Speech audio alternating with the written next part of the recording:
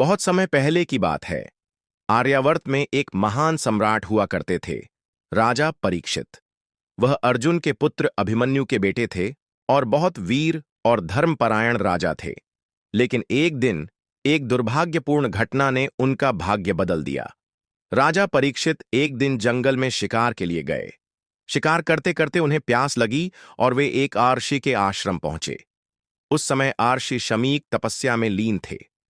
राजा ने कई बार पुकारा, पर आर्षि ने कोई उत्तर नहीं दिया। क्रोधित होकर राजा ने एक मृत सर्प को उठाकर अर्षि की गर्दन पर रख दिया और वहां से चले गए।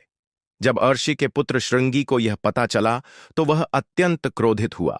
उसने श्राप दिया, जिसने मेरे पिता का अपमान किया है, उसे सप्तम दिन तक्षक नाग डसेगा और उसकी मृत्यु होगी। जब राजा परीक्षित को यह श्राप पता चला तो उन्होंने मृत्यु से बचने के लिए एक विशाल किले में प्रवेश किया, जहां बाहर से कोई आ जा नहीं सकता था। उन्होंने सारे नागों, विषधरों और सर्पों को दूर रखने की व्यवस्था कर दी। लेकिन तक्षक नाग कोई साधारण सर्प नहीं था। वह नागों का राजा था, अत्यंत बुद्धिमान, शक्तिशाली और मायावी।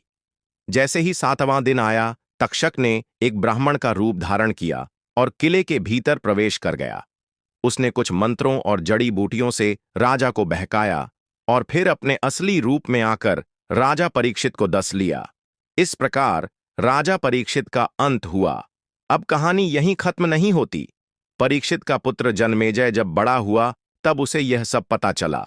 वह बहुत क्रोधित हुआ और उसने सर्प सत्र करने का निर्णय लिया।